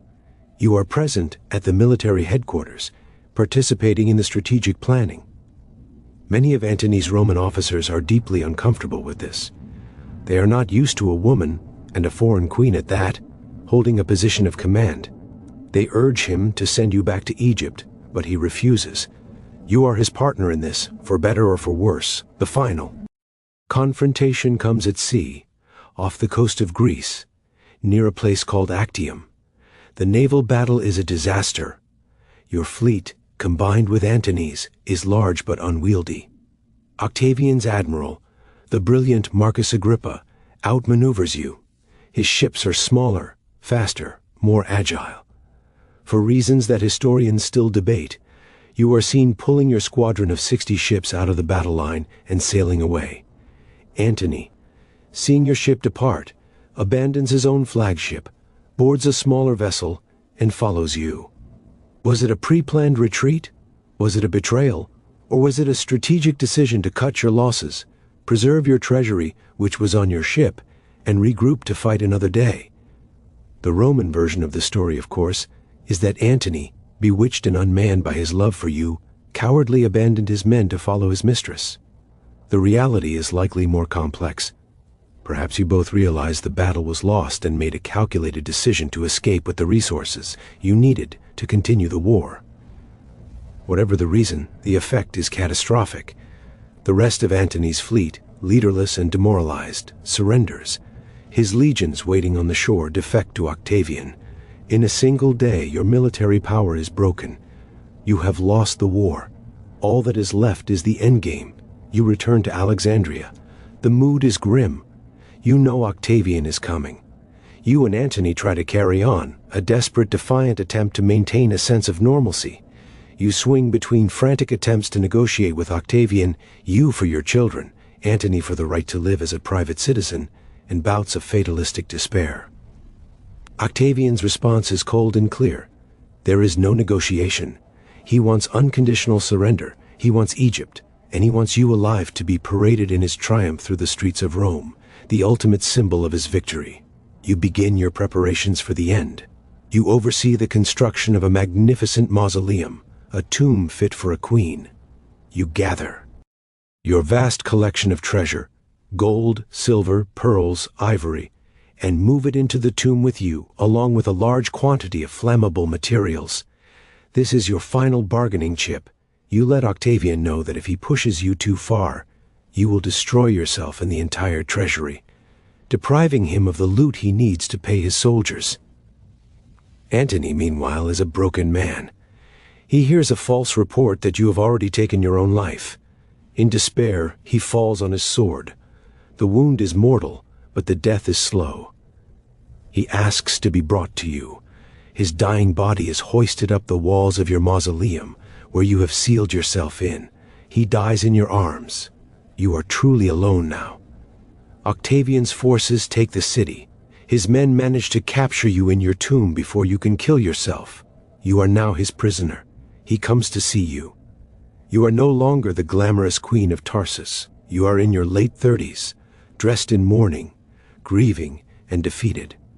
But you have one last play to make. You try to appeal to him, perhaps attempting to use the famous charm that the historians talk so much about. But Octavian is not Caesar. He is not Antony. He is immune. He is cold, calculating, and utterly unmoved. He reassures you that he will treat you with honor. But you see through the lie. You read in his eyes his unshakable intention to display you in his triumph, to lead you through Rome in golden chains. This is the one humiliation you will not endure. To be paraded as a spoil of war, to have the Roman mob gawk at you as a defeated enemy, is a fate worse than death. You are the daughter of kings, the last pharaoh of Egypt. You will not allow your legacy to end in such disgrace. You have to find a way to control your own death, to write your own final chapter. You ask for permission to make libations at Antony's tomb. The request is granted. You manage to have a message smuggled out, and then a fig basket is brought to you. The guards inspect it and see only figs, but hidden. Beneath the leaves are asps, small, venomous Egyptian cobras. The snake was a symbol of divine royalty in Egypt, the sacred uraeus on the pharaoh's crown. To die by its bite was to be touched by a god, to be granted immortality. You dress in your finest royal robes. You lie down on a golden couch. You place one of the snakes on your arm, another on your breast. Your two most loyal serving women, Iras and Carmion, choose to die with you. When Octavian's men, suspicious, finally break down the doors to your chamber, they find you dead, looking not like a defeated prisoner, but like a queen asleep. Iras is dead at your feet. Carmion, barely alive, is adjusting the diadem on your head. One of the soldiers cries out, "Is this well done, Carmion?" And with her last breath she replies, "It is very well done, and as befitting the descendant of so many kings. You are 39 years old. Octavian is furious. You have cheated him of his greatest prize. He cannot parade you, so he parades an effigy of you in his triumph instead, with the snakes clinging to your arms. He has Caesarion, your son, the last link to Caesar, hunted down and killed. His supposed justification: it is not good to have too many Caesars. Your other children with Antony are spared and are taken to Rome to be raised by the magnanimous Octavia. The wife, Antony, abandoned for you. Your kingdom, Egypt, is no longer a kingdom. It becomes a Roman province, the personal property of Octavian, who will soon rename himself Augustus and become the first Roman emperor. Your death marks the end of the Ptolemaic dynasty, the end of the Hellenistic age, and the end of the Roman Republic. An era has ended. And so your story was written by your enemies. They took the brilliant strategist, the multilingual scholar, the ruthless survivor, and the canny CEO of a Mediterranean superpower, and flattened you into a two-dimensional caricature. They made you a seductress because it was easier than admitting the truth, that a woman, a foreigner, had matched wits with their greatest men, and for a time had held the fate of their world in her hands. They had to diminish your intellect to magnify their own victory. But the coins don't lie. The audacity of your life doesn't lie. You were not a footnote in the lives of great men. You were the story. They were just chapters in yours, and you made sure the ending, at least, was written on your own terms. As our journey through the reign of Cleopatra concludes tonight, we're reminded that the past is far from dusty and dull. It's a vibrant, often surprising, and always intriguing tapestry woven with human ingenuity, resilience, and the occasional ancient mystery that still makes us wonder. Stay curious about the incredible tales still waiting to be discovered beneath our feet. Medieval burials, the terrifying reason they buried people face down. We like to think we've got the medieval period all figured out. It's a neat little box in our minds, filled with mud, peasants, a couple of knights in clunky armor, and a general all-encompassing sense of gloom punctuated by the occasional plague. And when it comes to death, the picture is even simpler. Life was hard. People died young. You dug a hole, said a prayer, and got back to the turnip harvest before it rained. It was a straightforward, somber affair, handled with the simple, unquestioning faith of simple, unquestioning people. We imagine them being far too busy with basic survival to get creative about the afterlife. It's a comforting thought, isn't it? This idea of a less complicated past, where even the great mysteries of life and death were handled with a kind of rustic efficiency. It allows us to look back with a certain smug satisfaction, confident in our own sophisticated modern understanding of the world. We see their simple graves as evidence of their simple minds, a testament to a time before we, in all our wisdom, learned how to properly grieve, with tastefully catered receptions and memorial slideshows set to soft rock. We've got it all buttoned up. They were just trying to get through the day. This entire neat little picture is, of course, a complete and utter fabrication. It's a historical comfort blanket we've woven for ourselves because the reality is so much stranger, so much more complicated, and frankly, so much more terrifying. The medieval relationship with death wasn't a simple two-step process of life, then afterlife. It was a blurry, terrifying, and deeply uncertain negotiation with a border that seemed alarmingly porous. They weren't just burying bodies. They were trying to solve a problem. And the problem was that some of the dead didn't have the common courtesy to stay that way. That entire way of thinking was completely wrong. Tonight, you are a villager in a damp, forgettable corner of 14th century England. The year doesn't matter much because it looks the same as the last one and the one before that. You're not a knight, nor a lord, nor a priest. You are a farmer, a thatcher, a person whose hands are more familiar with the texture of mud and splintered wood than with parchment or coin. And you are about to become an unwilling expert in the very particular art of paranormal pest control. Because your neighbor, a man so thoroughly unpleasant that even his own goats seem to despise him, has just died, and you have the dreadful suspicion he doesn't plan on making it a permanent arrangement. The proof of your coming predicament wouldn't be found in a book or a royal decree. It would be found centuries later by archaeologists digging in the cold, hard soil of a place like Warham Percy in Yorkshire. There they wouldn't just find skeletons laid out in neat Christian repose. They'd find others, bodies twisted, burned, and decapitated, their skulls sometimes tucked neatly between their legs, as if for safekeeping. They found bodies pinned down with stones or buried face first in the mud. These weren't the victims of some forgotten battle. These were locals, buried with a strange, violent, and very specific purpose. These skeletons are the receipts. They are the archaeological proof that for you and your neighbors, death wasn't an ending. It was a security risk. This discovery, made in places across Europe, from Poland to Italy to the muddy fields of England, reveals something extraordinary about the medieval mindset. As we settle in tonight, we're going to uncover not just what archaeologists found, but what it tells us about the surprisingly relatable lives of people who lived in a world where the supernatural felt as real as the rain. Now dim the lights and prepare to discover why this story will change how you think about the quiet dead. The first sign that things are going to be difficult is the silence. In your small village, a collection of timber and wattle and daub huts huddled together for warmth and mutual suspicion. Silence is never a good thing.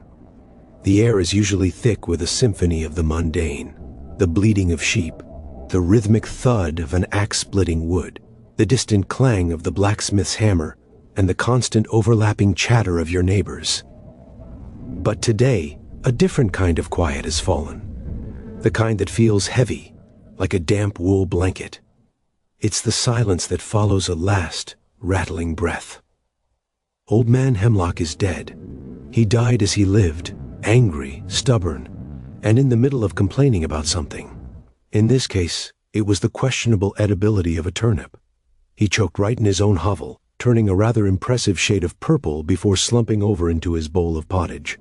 There was no priest, no confession, no last rites, just a sudden sputtering end.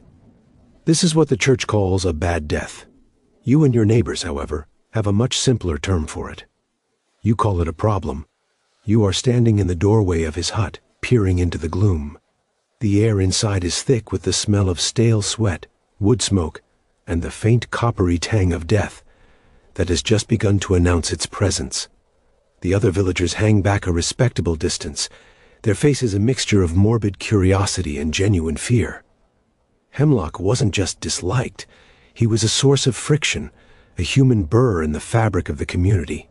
He was accused of souring his neighbor's milk with a sour look, of having the evil eye, of cursing the well when it ran dry one summer.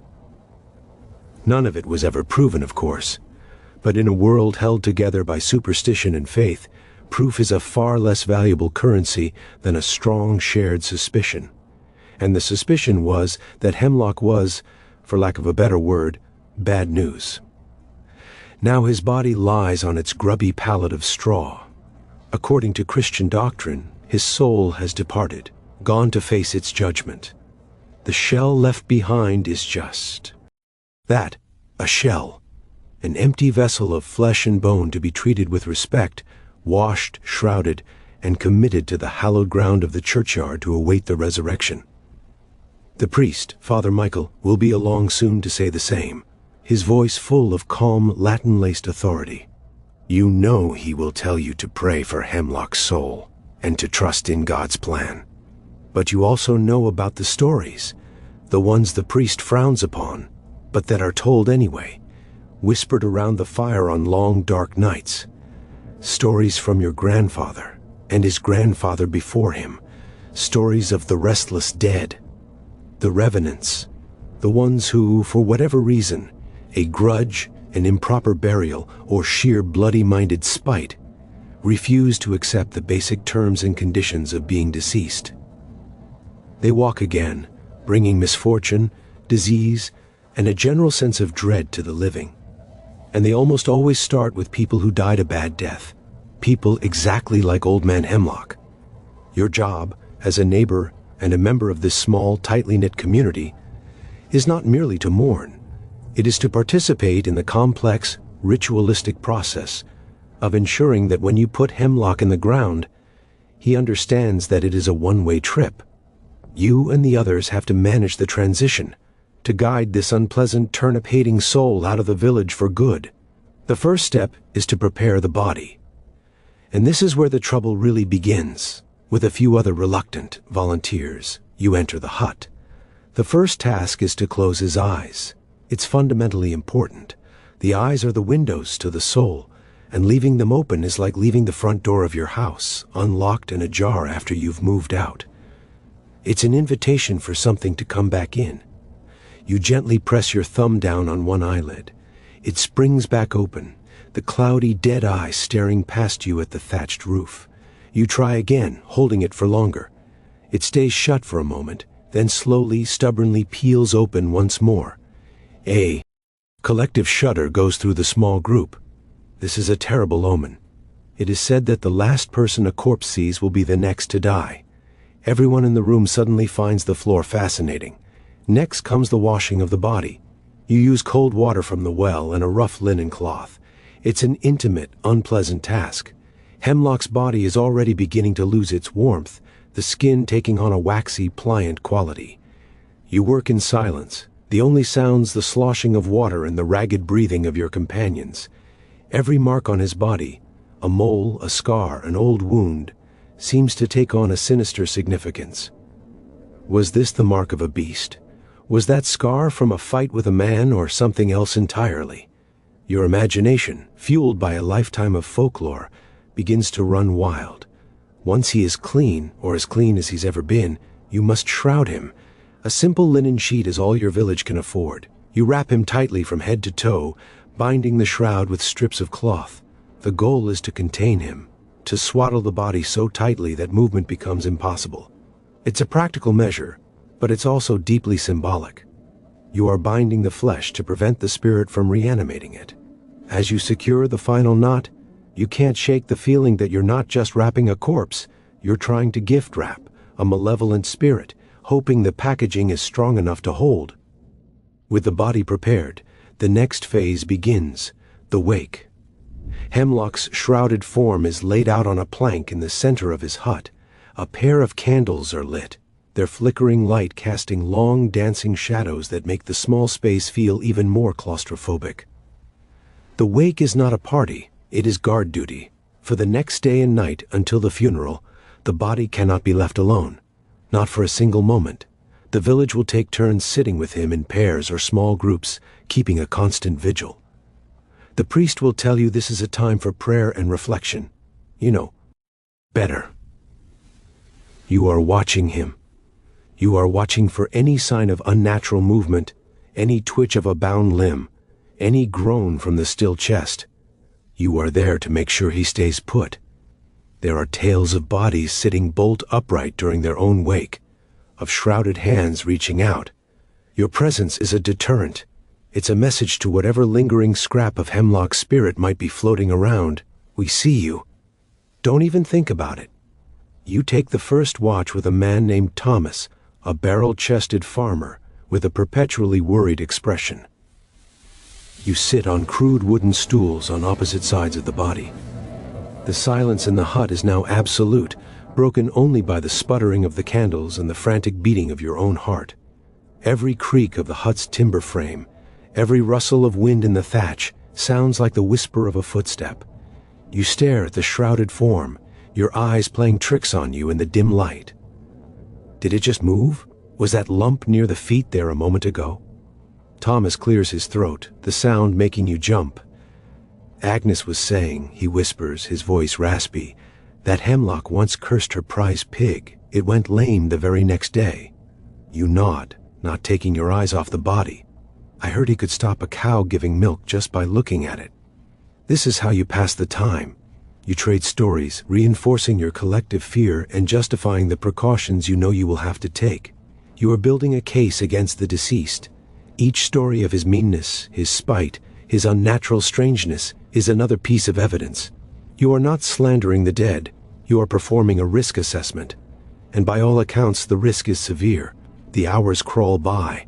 The candle wax drips, forming little sculptures of solidified dread on the dirt floor. Your back aches, and your eyes burn from staring into the gloom. Later that night, Ilara, the village's oldest woman, relieves you. Her face is a roadmap of wrinkles, and her eyes hold a wisdom that has nothing to do with the church.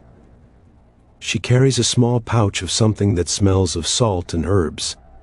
She doesn't say a word to the priest, who's now sitting in the corner mumbling prayers, but she circles the body 3 times, sprinkling a fine powder from her pouch. Then she takes a small, flat stone and carefully places it in the mouth of the corpse, pushing it past the lips of the shroud. The priest pointedly ignores her, his prayers growing louder. You know what she is doing: salt to purify, herbs to ward off evil. The stone in the mouth, that's to block the spirit's exit or its re-entry. It's an ancient practice, one that has no place in a Christian burial. But in this moment, it feels far more reassuring than any number of Hail Marys. Ilara is addressing the problem directly. Father Michael is filing a report with a higher authority who, with all due respect, has a lot on his plate. You find yourself trusting more in the tangible power of a stone and some salt than in the abstract promise of divine intervention. The line between faith and folk magic is not a line at all. It's a muddy, well-trodden path that everyone in your village walks every single day. The night passes without incident. The sun rises thin and gray, promising another day of damp misery. But with the light comes a new sense of purpose. The vigil is over. Now it is time for the burial. The procession from the hut to the church is a short one, but it feels miles long. 4 men, including you, carry the body on a simple wooden bier. It's heavier than you expected, a dead weight in every sense of the word. The entire village follows, a shuffling, murmuring crowd. Father Michael leads the way, chanting in Latin, the words meant to sanctify the path and drive away any lingering evil. You pass through the Lich Gate, the special roofed gateway to the churchyard. Its name comes from the Old English lick for corpse. It is the formal threshold between the world of the living and the realm of the dead, the last checkpoint. Once a body passes through it, it is officially on church property, under God's protection, in theory. But even God's acre, as the churchyard is known, has its own strict social geography. It's prime real estate, and just like in the world of the living, location is everything.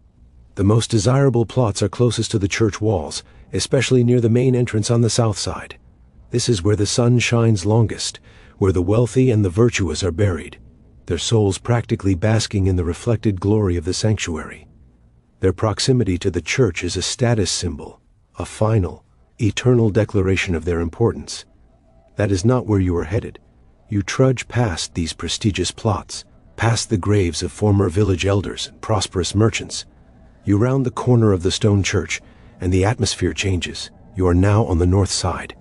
This side of the church lies in perpetual shadow. The grass is thinner here, the ground damper.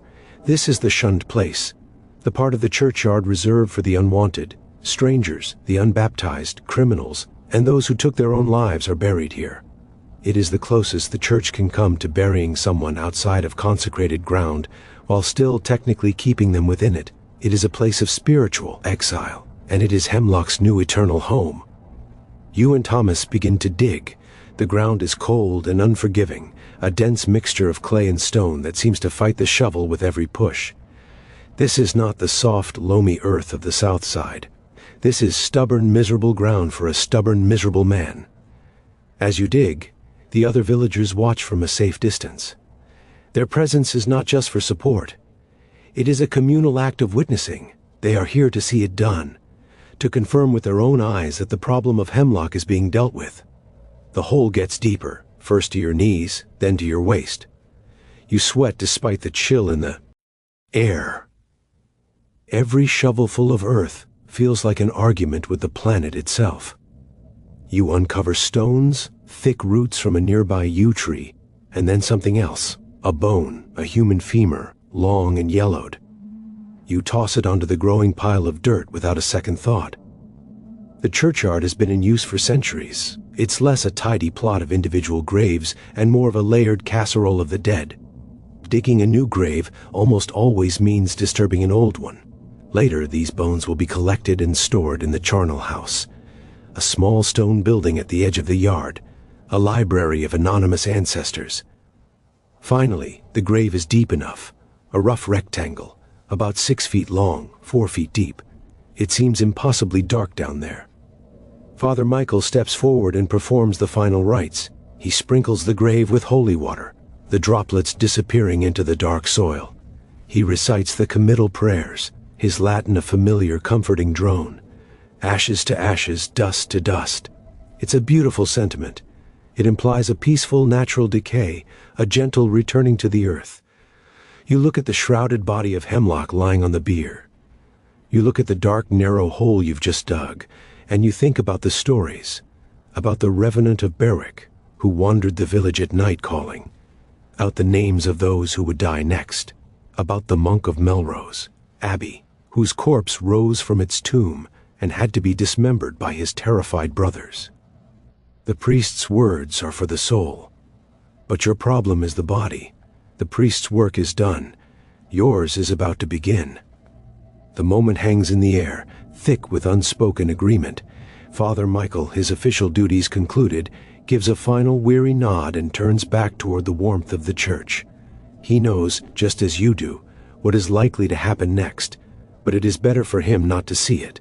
His is the world of sanctioned miracles and holy doctrine. Yours is the world of muddy boots, practical magic, and making absolutely sure that your spiteful neighbor doesn't decide to come back for his favorite turnip bowl. As soon as the priest's robes disappear through the church door, the atmosphere shifts. The solemnity evaporates, replaced by a grim, focused energy. Ilara, the old woman, gives a sharp, decisive nod. The time for prayers is over. The time for insurance has begun. Turn him over, she says, her voice a low command. There's a moment of hesitation. This is a profound act of disrespect. Every good Christian is buried on their back, facing east, ready to rise and greet Christ on Judgment Day. To bury someone face down, prone, is to deny them this. It is a deliberate final insult, but it is also a powerful piece of folk magic. The logic is brutally simple. If Hemlock wakes up confused and angry in his dark, earthy prison, he will instinctively try to claw his way up. But facing down, up, will only lead him deeper into the earth, deeper toward hell. You are using his own resurrected energy against him, turning his escape route into a dead end. You and Thomas grab the bier and, with a grunt of effort, heave it over. The shrouded body lands in the grave with a sickening thud, face down in the cold mud. There's a collective exhale from the onlookers. The first and most important step has been taken. This simple act, this flipping of the corpse, is something archaeologists will find centuries from now in graves scattered all across Europe. They will call it a deviant burial, a marker of someone who was feared in death. For you, it is simply common sense. But is it enough? Hemlock was a remarkably stubborn man. What if he's strong enough to turn himself over? The doubt lingers. Someone in the crowd mutters, "He was always strong in the back, strong as an ox." Agnes, the village gossip, nods vigorously, and twice as mean, she adds. Another man steps forward, carrying something you didn't notice before, a heavy, sharpened piece of rock almost a foot long. His legs, the man says gruffly, so he can't walk. This is another escalation. The idea is to maim the corpse, to physically disable it, to prevent it from wandering. Sometimes this meant breaking the legs or binding the ankles tightly with rope. In more extreme cases, it meant pinning the feet down with large stones or even iron sickles, as archaeologists have discovered in the chilling vampire graves of Poland. Your community opts for a simpler method. The man passes the sharp stone down into the grave. You and Thomas take it, and with a shared grim look, you drive it down through the shroud, aiming for the thighs. You don't know if you've broken the bones, but you have certainly pinned the legs to the earth beneath. You won't be going for any midnight strolls now. A new kind of creative terror takes hold of the group. The fear, once a quiet background hum, has become a tangible force, pushing you to greater and greater acts of desecration. You are no longer just burying a man. You are decommissioning a weapon. The head, Alara says, her voice barely a whisper, but it cuts through the silence. The head is the seat of the will. His will was always his strongest part. This is the most terrifying step of all, decapitation, the ultimate security measure. To separate the head from the body was to separate the spirit's command center from its vessel. It was a common feature in the sagas of the North, where Draugr, the Norse version of revenants, were only truly stopped when their heads were removed. And it is what archaeologists found at Warham Percy, skeletons carefully buried with their skulls removed, and placed between their legs or by their feet. It was a way of ensuring the deceased would have a very hard time finding their own head in the dark, let alone reattaching it. You don't have the stomach for full decapitation. The thought of taking a spade to the shrouded neck is too much. But there are other ways. Another villager hands down a large, flat, jagged stone. You take it, your hands, trembling slightly, and work it under the shroud, positioning it directly under Hemlock's chin. Then you and Thomas find the largest, heaviest boulder you can carry from the pile of excavated earth and stone. With a coordinated heave, you drop it directly onto the shrouded head. There is a dull, wet crunch. The head is now pinned, forced back at an unnatural angle against the sharp stone. It's a gruesome makeshift version of the same principle. The connection is severed. The circuit is broken. You are breathing heavily now, your knuckles white on the handle of your shovel. You have taken a human body, a man you knew, and systematically mutilated it based on fear and folklore. You have buried him face down, pinned his legs, and crushed his neck. In the eyes of God, you have committed a terrible sin, but in the eyes of the village, you have performed a vital public service. You have protected them. The final act is one of brute force. You don't just fill the grave, you pack it. Everyone joins in, grabbing the largest stones and rocks from the pile and dropping them into the hole, onto the shrouded body.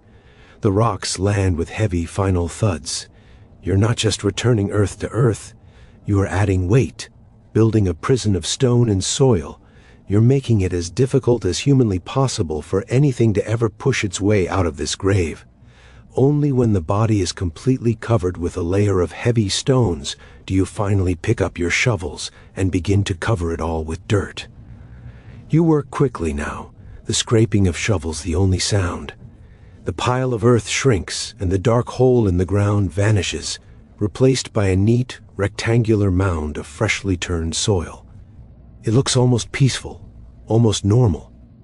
No one would ever know the violence and terror that lies just a few feet beneath. When it is done, you stand back, leaning on your shovel, chest heaving. The sun is beginning to set, casting long, cold shadows across the churchyard. A profound sense of exhaustion settles over you, bone deep and complete. It is the exhaustion that comes not just from physical labor, but from confronting the deepest fears of your world head-on. You have looked into the abyss, and you have thrown rocks at it. There is no sense of victory, just a quiet, weary relief, a feeling that for tonight at least, the village is safe. The problem of Hemlock has been solved. You did not trust in prayer alone. You trusted in the practical, hands-on wisdom of your ancestors. You trusted in the power of a prone burial, a pinned limb, a crushed neck, and a grave full of heavy stones. You turn away from the mound of earth and walk back toward the village. your boots heavy with mud. The lights from the huts are beginning to appear, small points of warm yellow light against the encroaching twilight. It's a welcome sight, a reminder of the world you have just fought to protect, a world of the living, for the living.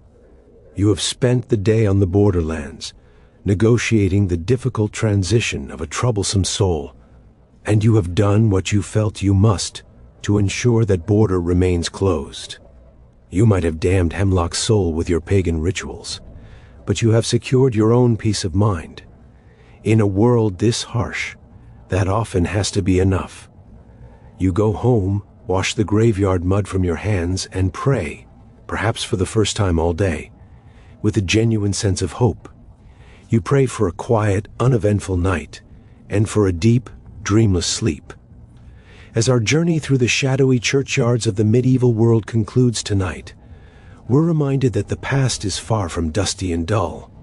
It's a vibrant, often surprising, and always intriguing tapestry woven with human ingenuity, resilience, and the occasional ancient mystery that still makes us wonder.